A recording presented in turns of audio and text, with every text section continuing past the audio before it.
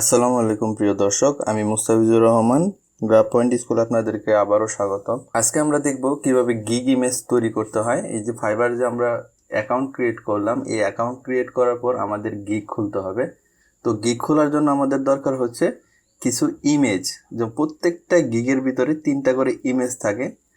চাইলে আপনারা একটা করে ভিডিও এবং একটা পিডিএফ, 2টা পিডিএফ ফাইল আপনারা অ্যাড করতে পারেন। এই যে আমার একটা গিগ আছে, যেমন এখানে আমি বুশিয়ার ডিজাইন, ওয়েবসাইট ডিজাইন, এছাড়াও লোগো ডিজাইন, অন্যান্য ডিজাইনের কাজগুলো করে থাকি। সেইখানে আপনারা দেখতে পারবেন যে প্রত্যেকটা গিগের উপরে ইমেজ দেওয়া আছে, এগুলোকে বলা হচ্ছে গিগ ইমেজ। এই গিগ ইমেজটা কিভাবে ক্রিয়েট করবেন সেই বিষয়ে আজকের এই ভিডিও। সবার প্রথমে থাকে হচ্ছে ভিডিওটা আপনারা চাইলে দিতে পারেন, নাও দিতে পারেন, কিন্তু ভিডিওতে দিলে আপনার ইনক্রিজিং বা মানুষের কাছে পৌঁছানো সেটা খুব বেশি হয়, এর জন্য ভিডিওটাও দেওয়া দরকার। তো এছাড়া আপনার পাশাপাশি ইমেজ দিতে হবে, 3টা ইমেজ দিতে হবে, যেই 3টা ইমেজ খুব সুন্দর যেন ডিজাইন করা থাকে বা সুন্দরভাবে ফোটানো থাকে। তো এই জিনিসগুলো আমরা খুব সহজে ফটোশপ দিয়েও করতে পারি, আবার বর্তমানে ক্যানভা যে সফটওয়্যার আছে সেই সফটওয়্যার দিয়েও করতে পারি। যেহেতু আজকে যারা আমরা যে টপিক নিয়ে কাজ করতেছি, যে ওয়েবসাইটের একটা ডিজাইন বা ওয়েবসাইটের একটা গিগ ক্রিয়েট করব, সেই ক্ষেত্রে আমরা ক্যানভা দিয়ে যদি করি তাহলেই বেটার হয়, কারণ অনেকেরই ফটোশপ সম্পর্কে আইডিয়া তেমন একটা নেই। তো চলুন কিভাবে ফটোশপ দিয়ে এই কাজটা করা যায় সেটা দেখি। আমি অলরেডি 3টা ডিজাইন কিন্তু ওয়েবসাইটের জন্য করে রেখেছি, সম্পূর্ণ ক্যানভা সফটওয়্যারটা ব্যবহার করে। তো এই ক্যানভাটা হচ্ছে এরকম যে আপনারা চাইলে টেমপ্লেটগুলো আছে সেখানে আপনাদের যে ডিজাইন, সেই ডিজাইন অথবা কাস্টমাইজ করে যেই ওয়ার্ডগুলো আছে, কন্টেন্টগুলো আছে, সেগুলো বসিয়ে দিলে কিন্তু আপনার ডিজাইন কমপ্লিট হয়ে যাচ্ছে। এই যে আমার ডিজাইনগুলো, এগুলো কিন্তু সবগুলোই ক্যানভা দিয়ে করা। এই 3টা ইমেজ আমি কিভাবে ক্রিয়েট করলাম সেই বিষয়েই আপনাদেরকে দেখাবো, এবং ক্যানভা সফটওয়্যারের মোটামুটি বেসিক যেই ফিচারগুলো আছে যেখান থেকে এই কাজগুলো করতে হয় সেগুলো আমি দেখিয়ে দিচ্ছি। তো চলুন শুরু করি।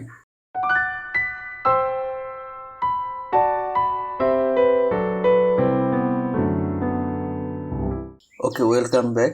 ক্যানভা সফটওয়্যারে যাওয়ার আগে আমাদের আরও একটা কাজ আছে, সেটা হচ্ছে আপনারা যারা এই মাত্র অ্যাকাউন্টটা ক্রিয়েট করেছেন তারা উপরের দিকে একটা সার্চ বাটন পাবেন, সার্চ বার। সেইখানে আসলে এরকম আসবে, আমি একটু দেখাচ্ছি। আপনারা বর্তমানে যেই ভার্সনে আছেন সেটা হচ্ছে একজন ক্লায়েন্টের যেই প্রোফাইল থাকে সেরকম, কারণ আপনারা এখনও গিগ খুলে নাই, এর জন্য আপনাদেরকে আসবে এরকমভাবে। আপনারা যখন গিগ খুলে ফেলবেন তখন আবার ওই বারটা থাকবে না, তখন আপনি একদম সেলার মোডে চলে আসবেন। এখন আছেন ক্লায়েন্ট মোডে, এর জন্য আপনাদেরকে এইভাবে শো করতেছে। এইখানে এসে আপনারা সার্চ করতে পারেন যে আমরা যেহেতু আজকে HTML CSS এর একটা গিগ খুলবো, তো ওই ধরনের একটা ট্যাগ আপনারা দিতে পারেন, দিয়ে সার্চ করতে পারেন যে কার কেমন গিগ আছে। তো ওই গিগগুলোর ভিতরে যে কন্টেন্টগুলো আছে, যে লেখাগুলো আছে, সেগুলো কিন্তু আমরা আমাদের ইমেজে ব্যবহার করব। আমরা কিন্তু আলাদা কোনো অন্য কিছু ব্যবহার করব না, কারণ ফাইবারে যেই জিনিসটা দেখে মানুষ অ্যাট্রাক্ট হচ্ছে সেই জিনিসটি আমাকে আবার বসাতে হবে আমার মতো করে। তো আমরা HTML CSS ওয়েব ডিজাইন এই ট্যাগটা দিয়ে সার্চ করি। এই সার্চ করলে দেখবো কিছু রেজাল্ট আসতেছে। সেই রেজাল্টগুলো কী কী, যেমন এখানে একটা ফার্স্ট গিগ আছে, 90টা কাজ কমপ্লিট করেছে সে। HTML and CSS জাস্ট এতটুকু লিখে দিয়েছে, তাতেই তার ইমেজটা কিন্তু হয়ে গেছে। আরেকটাতে দিয়েছে শুধু তার একটা ওয়েবসাইটের কিছু দিক নির্দেশনা দিয়ে দিয়েছে। এরকমভাবে 2-3টা ছবি দিতে হবে। এখানে শুধু রেখেছে HTML CSS ওয়েব ডিজাইন এবং কিছু সুন্দর তার যে ফিচারগুলো আছে সেগুলো এক্সপ্লেন করেছে। এছাড়া তেমন কিছু কিন্তু করেনি। এখানে কি করছে, develop and fix HTML CSS JavaScript. দেখেন খুব বেশি কিছু না, তারপরে তার কিছু ওয়েবসাইটের স্ক্রিনশট দিয়ে দিয়েছে। তো এইভাবে আমরা আমাদের ডিজাইনগুলো করব। তো আমাদের ডিজাইন আমাদের কী কী কন্টেন্ট থাকতে পারে সেই বিষয়ে আমাদের একটু ধারণা থাকতে হবে। তো আমাদের থাকতে পারে হচ্ছে যেমন HTML CSS ওয়েব ডিজাইন, এই শব্দটুকু থাকতে পারে আমাদের ডিজাইনের ক্ষেত্রে। আমাদের যে টেক্সট থাকবে, তো আমরা এই টেক্সটটুকু আমরা কপি করে আমাদের একটা ফাইলের ভিতর আমরা রেখে দিব। এইখানে যে ফাইলটা আছে এই ফাইলের ভিতরে রেখে দিব যেন আমাদের কাজ করতে সুবিধা হয়। তো এইখানে আমরা HTML CSS এই জিনিসটা রাখলাম আমাদের টেক্সটের জন্য। এরপর আছে আরও কী আছে, যেমন HTML CSS Bootstrap JavaScript web developing. তো এইখান থেকে আমরা কন্টেন্টটা নিই, fix HTML CSS Bootstrap JavaScript web page. এই অংশটুকু নিয়ে এখানে রাখলাম, কারণ আমাদের কন্টেন্ট ছাড়া তো আমরা টেক্সটে কী বসাবো সেই বিষয়ে আমাদেরও ধারণা থাকতে হবে। এছাড়া তাদের কি ফিচারগুলো আছে সেই ফিচারগুলো আমরা দেখতে পারি। যেমন এখানে সে খুব সুন্দরভাবে প্রেজেন্ট করে নাই, ছোট ছোট আকারে প্রেজেন্ট করা যায়, সেই বিষয়গুলোও আমাদেরকে জানতে হবে। এখান থেকে দেখি সে কীভাবে প্রেজেন্ট করেছে এটাকে।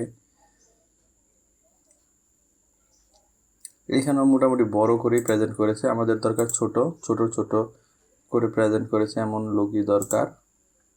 যেমন এইখানে একজন করেছে ছোট, আপনারা অনেকগুলো খুঁজতে পারেন, খুঁজে যখন দেখবেন তখন দেখবেন যে এই ধরনের মেন কোয়ারিগুলো সে দিয়েছে, এগুলো আমরা নিয়ে নিলাম, সবগুলোই নিই, তারপর আমরা সেট করব Ctrl+C, এখানে আমরা পেস্ট করে দিচ্ছি। তো এইখানে আমাদের কি কি থাকলো, আমাদের কিছু কন্টেন্ট থাকলো যেগুলো দিয়ে আমরা ক্যানভাতে ভালো একটা ডিজাইন ক্রিয়েট করব। ওকে, তো আমরা দেখেন এই যে ক্যানভা আছে, ক্যানভাতে চলে গেলাম, ক্যানভার হোম পেজে চলে আসি। আপনার ক্যানভাতে ওপেন করার পরে আপনাদেরকে কিন্তু সাইন আপ করতে বলবে। আপনারা আপনাদের গুগল অ্যাকাউন্টে সাইন আপ করার পর আপনারা এই ধরনের ইন্টারফেস দেখতে পাবেন। তো এই ক্যানভার ভিতরে কি কি আছে, আমাদের ক্যানভার ভিতরে আছে টেমপ্লেট, আমরা সরাসরি টেমপ্লেট নিয়ে কাজ করতে পারি।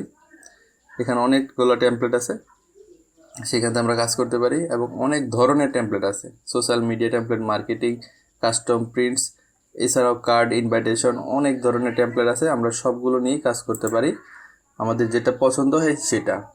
এখন আমরা আমাদের মূল জিনিসে চলে যাই যে কীভাবে আমরা ডিজাইনটা করব। এখানে অনেক কিছু আছে, দেখাইলে অনেক কিছু দেখানো যাবে, তো আমাদের হাতে এত বেশি সময় নেই, আমরা সরাসরি ডিজাইনে চলে যাই। তো আপনারা যেহেতু একটা ডিজাইন করবেন এবং আপনাদের কিন্তু ডিজাইনের একটা সাইজ আছে, প্রত্যেকটা জিনিস যখন আমরা ডিজাইন করি, আমরা ফেসবুকের কাভার ফটো ডিজাইন করি, আর লিঙ্কডইনের কাভার ফটো ডিজাইন করি, ব্যানার অথবা বুশের যাই ডিজাইন করি না কেন, সেটা কিন্তু একটা নির্দিষ্ট মাপ আছে। তো আমাদের যে ফাইবারের গিগের মাপটা কেমন হবে, ফাইবার গিগ ইমেজ সাইজ, এই লেখাটা যদি ইন্টারনেটে সার্চ করেন তাহলে দেখবেন ফাইবারের গিগের একটা ইমেজের সাইজ সেখানে বলা আছে। এখানে কি কি বলা আছে, সাইজের যে উইডথটা আছে সেটা হবে 1280 পিক্সেল, এবং যে হাইটটা আছে সেটা হবে 769 পিক্সেল, এবং 72 ডট পার ইঞ্চ। এখানে এটা হচ্ছে যে ডিপিআই অথবা পিপিআই। আমরা যে পিপিআই অনেকে আমরা প্রথম ক্লাসগুলো যদি করে থাকেন সেখানে দেখবেন যে পিপিআই শব্দগুলো বলেছিলাম, পিক্সেল পার ইঞ্চ, এখানে ডট পার ইঞ্চ। একই কথা, আমরা এখানে ডট পার ইঞ্চ লাগবে না, আমাদের শুধু লাগবে 1280 এবং 769। তো আমরা এই হোম পেজে আসার পরে আমরা যখন ক্রিয়েট এ ডিজাইন ক্লিক করব, তখন আমরা আমাদের এই সাইজটা বসাবো। এবং সাইজটা কোথায় বসাবো, আমরা এইখানে যে ক্যানভার যে সাইজগুলো দেওয়া আছে, আপনারা দেখেন পাশে কিন্তু সাইজগুলো পাচ্ছেন 1920, 1080, 1920, 1080, ইনফোগ্রাফিক্স 800, 2000, এরকম অনেকগুলো ডকুমেন্টের সাইজ এখানে আছে। কিন্তু আমাদের যে ডিজাইনটা হবে সেটা হবে 1280, 769 পিক্সেলের অথবা পয়েন্টের। তো এই কাজটা করার জন্য আমাদেরকে আলাদাভাবে কাস্টম একটা ডিজাইন করতে হবে। সেক্ষেত্রে আমরা কাস্টম ডিজাইনে ক্লিক করে এখানে লিখব 1280 আর 769। এখানে পিক্সেল থাকলেও সমস্যা নাই, পয়েন্ট দিলেও সমস্যা নাই, আপনারা যেটা ইচ্ছা দিতে পারেন। তবে কেউ ইঞ্চি, মিলিমিটার, সেন্টিমিটার দিয়ে না, তাহলে কিন্তু আপনার ডকুমেন্ট সাইজ অনেক হাই হয়ে যাবে। এরপর আমরা দিব ক্রিয়েট নিউ ডিজাইন। তাহলে আমরা কি করতেছি, নতুন একটা ডিজাইন ক্রিয়েট করার জন্য একটা আর্টবোর্ড বা একটা পৃষ্ঠা পেয়ে গেলাম। এখানে আমরা একটা ডিজাইন ক্রিয়েট করব। তো এখানে কিন্তু অনেক ধরনের ডিজাইন আছে, তাদের মধ্যে থেকে আমি এই জিনিসটা সিলেক্ট করেছিলাম। আপনাদেরকে আর একটু জানিয়ে রাখি, যেগুলোতে এরকম মুকুট বা তাজ যে জিনিসগুলো আছে, প্রো লেখা আছে, সেগুলো কিন্তু আপনারা ইউজ করবেন না, সেগুলো হলো প্রিমিয়াম। যারা প্রিমিয়াম মানে এখানে পে করে তারপর ডিজাইন করবে, তারা এইগুলা ব্যবহার করতে পারবে। এগুলা ব্যবহার করলে আপনারা ডিজাইনের উপরে একটা ওয়াটারমার্ক আসবে, যেটা সাধারণত ব্যবহার করা উচিত না, কারণ ক্লায়েন্ট যখন দেখবে সে বলবে যে এটা ফ্রি ওয়েবসাইট থেকে ডিজাইনগুলো নিয়েছে, এর জন্য এরকম আসছে। কিন্তু আসলে আপনারা ডিজাইন করেছেন, কিন্তু শুধুমাত্র এই জিনিসটার কারণে আপনার ডিজাইনটা গুণগত মানসম্পন্ন হচ্ছে না। তো আমরা কি করব, আমরা একটা টেমপ্লেট নিয়ে কাজ করব। আমি এই টেমপ্লেটটা নিয়ে কাজ করা দেখাই, আপনারা এটা কাজ করতে পারেন। এইখানে আছে এগুলো হলো প্রেজেন্টেশন স্লাইড। এই প্রেজেন্টেশনের স্লাইডের যে হোম পেজটা, এটাও একটা রেসপন্সিভ মোবাইল ওয়েবসাইট যে ডিজাইনের যে থিমটা আছে সেই থিমের সাথে মিলে যায়। এছাড়া আপনারা এখান থেকে সার্চ করে নিতে পারেন যে আপনারা কী ধরনের টেমপ্লেট বা কী ধরনের ডিজাইন বা কী ধরনের জিনিসগুলো আপনাদের দরকার, সেই ক্ষেত্রে আপনারা ওয়েবসাইটে সার্চ করলেন। তারপর দেখেন আপনারা কিন্তু দেখতে পাচ্ছেন অনেক ধরনের ডিজাইন আছে। সেইখান থেকে আপনারা যেটা ভালো হয়, সেটা আপনার পছন্দ হয়, সেই জিনিসটা ব্যবহার করবেন। শুধুমাত্র প্রো জিনিসগুলো ব্যবহার করবেন না। আমরা এই একটা টেমপ্লেট নিয়েছিলাম, এই টেমপ্লেটটা নিয়েও আমরা কাজ করতে পারি। শুধু জাস্ট পিছনে একটা দুইটা কথা থাকবে, আর বেশি কিছু থাকবে না। দেখেন এই জিনিসটা যদি আপনি নেন, এটা কীভাবে নেবেন, একটাতে ক্লিক করবেন, দেখবেন আপনার একটা ওই যে এটার ভিতরে যতগুলো স্লাইড ছিল সবগুলো ওপেন হয়েছে। তার মধ্যে থেকে প্রথম স্লাইডটা নিয়ে শুধু আপনি কাজ করবেন। ক্লিক করলেন, দেখেন আপনার এখানে কিন্তু এসে পড়েছে। এখন আপনার এখানে কী কী দরকার, আপনার ইমেজটা চেঞ্জ করা দরকার, কারণ এখানেও ক্যানভা লেখা আছে। আপনার একটা ওয়েবসাইট রিলেটেড একটা ইমেজ দরকার। আপনি একটা ইমেজ খুঁজে আনেন, ওয়েবসাইট ইমেজ এই নামে সার্চ করে আমরা একটা ইমেজ খুঁজে আনি যেটা ওয়েবসাইট রিলেটেড এবং যেটাতে ওয়াটারমার্ক নাই। এরকম একটা ইমেজ, এটাতে ওয়াটারমার্ক নাই। এইভাবে নামানোর পরে আমরা আবার ওয়েবসাইটে যাই। এখানে আমাদের আপলোডের একটা অপশন আছে। এখানে দেখেন এটা হচ্ছে টেমপ্লেট, আমরা যে টেমপ্লেটগুলো ইউজ করতেছি। এখানে হচ্ছে এলিমেন্ট, এখানে আমরা বিভিন্ন শেপগুলো পাবো, যে শেপগুলো আমরা ব্যবহার করতে পারি। এরপর আছে আপলোড, আমাদের নিজস্ব কোনো জিনিস আপলোড করা দরকার হলে সেটা আমরা এখান থেকে করতে পারি। আপলোড ফাইলে ক্লিক করব, করার পর আপনাদের যে ছবিটা আছে সেই ছবিটা এখানে আনবেন, আনার পর এখানে লোড হবে। এই লোডকৃত ছবিটা আপনারা এখানে এনে বসাতে পারেন। দেখেন কিভাবে সেটা এইটা এনে এখানে যদি ছেড়ে দেন, ধরে এনে যদি ছেড়ে দেন, দেখেন আপনার ছবিটা কিন্তু এখানে বসে পড়েছে।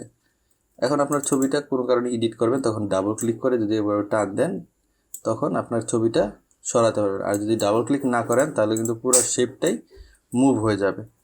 তো শুধু ইমেজটা মুভ করার জন্য ডাবল ক্লিক করে তারপর এটাকে ক্লিক করে ড্র্যাগ করবেন, দেখবেন এটা মুভ হচ্ছে। তো এইভাবে আপনারা ছবি বসালেন। ছবি বসানোর পর এখানে কিছু কন্টেন্ট আপনি বসাতে যাচ্ছেন, যে আপনার ওয়েবসাইটের যে ডিজাইনটা আপনি করবেন সেখানে কি কি দিবেন। তো আমরা অলরেডি কন্টেন্টগুলো কালেক্ট করে নিয়েছি। এই কন্টেন্টগুলোর ভিতরে যা যা থাকবে সেগুলো আমরা ওখানে বসাবো। তো আমরা বলতে পারি যে আমাদের HTML CSS ওয়েব ডিজাইন একটা টাইটেল থাকবে, সেই টাইটেলটা আমরা এখানে দিয়ে দিতে পারি। এখানে এসে ডাবল ক্লিক করবেন অথবা কন্ট্রোল-A দিবেন, সিলেক্ট করে এটা ক্লিক করে কন্ট্রোল-A দিবেন, সবগুলো সিলেক্ট হয়ে যাবে। কন্ট্রোল-V দিলে সেই জিনিসটা কিন্তু এখানে বসতেছে। এখন অ্যালাইনমেন্ট ঠিক করতে হবে, টেক্সটের সাইজ ঠিক করতে হতে পারে, তারপরে বিভিন্ন জিনিস উপরে নিচে করতে হতে পারে। সেগুলো কোথা থেকে করবো, এইখানে দেখেন। এখানে যে ডিফল্ট ফন্টটা ছিল সেটা হচ্ছে এটা। এখান থেকে আপনি চাইলে বিভিন্ন ফন্ট কিন্তু ব্যবহার করতে পারেন।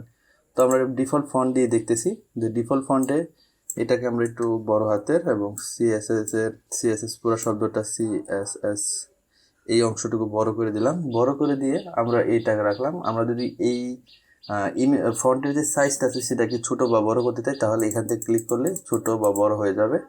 আর এখান থেকে যদি ডাইরেক্ট লিখে দিই যে আমাদের কত পিক্সেল লাগবে, সেটাও কিন্তু এখান থেকে করা যাবে।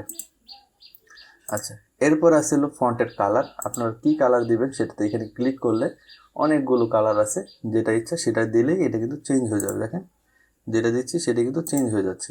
ওকে, আপাতত আমার এটাই থাকুক। আমাদের দরকার অ্যালাইনমেন্টটা বাম সাইডের যে লেফট অ্যালাইনমেন্ট সেটাতে করা। এখানে যদি ক্লিক করি, দেখেন অ্যালাইনমেন্টে ক্লিক করলে প্রথমে লেফট, এরপরে মিডল, এরপরে রাইট, এরকমভাবে আমাদের অ্যালাইনমেন্টটা করে দেয়। এরপর এখানে ক্লিক করে করে আপনাদের যেদিকে অ্যালাইনমেন্ট করতে চান সেদিকে নিতে পারেন। তো এখন এই জিনিসটাকে আমাদের একটু উপরে নিতে হবে। আর উপরে নেওয়ার জন্য আপনি ধরে যদি এভাবে টান দেন আসবে না। আপনার উপরে মাউসটা নিয়ে তারপরে যদি একটু উপরে যান, এই যে এই ধরনের একটা চিহ্ন আসবে, চিহ্নটা চেঞ্জ এরকম হবে, তখন আপনি চাইলে উপরে নিয়ে যেতে পারবেন। তো HTML CSS ওয়েব ডিজাইন এই অংশটুকুর পর আমরা নিচে যাচ্ছি। আমাদের যেই টেক্সটগুলো আছে, এই যে ফাইলগুলো আছে, আমাদের যেই পয়েন্টগুলো আছে সেই পয়েন্টগুলো আমরা ব্যবহার করব। আমরা jQuery পর্যন্ত অথবা MySQL PHP পর্যন্ত এই শব্দটুকু ব্যবহার করব, Ctrl+C। তো এখানে আমরা কি করতে পারি, এই জিনিসটাকে ব্যবহার করতে পারি। অথবা আপনি যদি নতুন টেক্সট আনতে চান, মনে করেন এটা ডিলিট করে দিলেন, নতুন একটা টেক্সট আনতে চান, তাহলে টেক্সটে এখানে ক্লিক করবেন। এখন এখানে দেখেন 3 ধরনের একটা সিস্টেম বলে দিচ্ছে। একটা হচ্ছে আপনার মানে হেডিং, মানে বড় করে আসবে, এরপরে সাব হেডিং তার মানে আরেকটু ছোট হবে, এবং বডি টেক্সট তার মানে বডিতে কোনো টেক্সট লিখতে গেলে এই ফন্টটা এই সিস্টেমটা ব্যবহার করতে পারেন। কন্ট্রোল ভি দিয়ে দিই আমি সরাসরি, দেখেন এরকম আসলো। আমরা এটাকে আগে এদিকে আনি, এই ফন্ট সাইজ বড় করতে হবে, এর এইগুলো বড় করতে হবে, আমি টান দিয়ে এইভাবে আনলাম। এরপর হচ্ছে বোল্ড করে দিলাম, এরপর আমরা এটাকে রাইট করে দিই, সবগুলোকে সিলেক্ট করতে হবে আগে, এরপরে বোল্ড, এরপর এটাকে লেফট অ্যালাইনমেন্ট করে দিলাম।